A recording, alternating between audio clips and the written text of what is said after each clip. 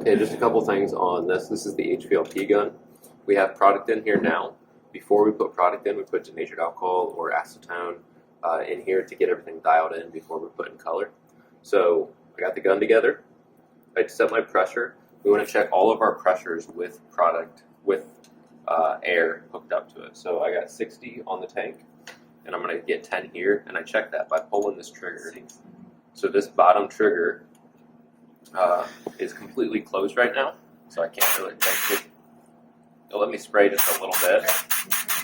The top is closed as well. This top controls if I make a circle or a line.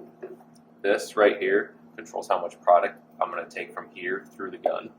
So if I look at my sheet, it says keep this closed because I want a tight circle. And this I'm going to open up 3/4 of a turn. So what I'm going to do, I'm going to take a pen or a Sharpie, and I'm going to create an arrow. So that way I can open that 3/4 of a turn.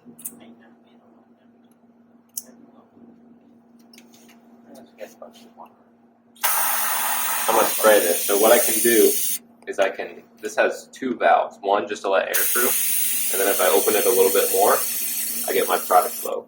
So you hear that I can actually keep the air going at all times.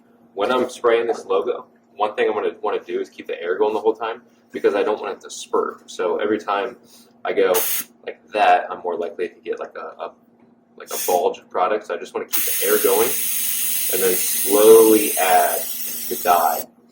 Just for reference, this is spraying in like a tight circle pattern. If I open that up,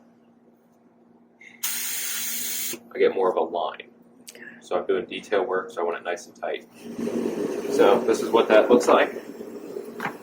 Always have a rag with me for any drips. I'm going to open up, and then I'm going to slowly just add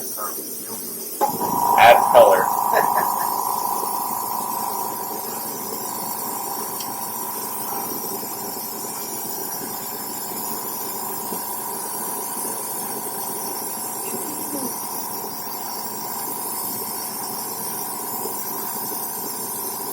I'm going to let go. See how I'm not spraying dye, and then I can always just pull the dye right back in.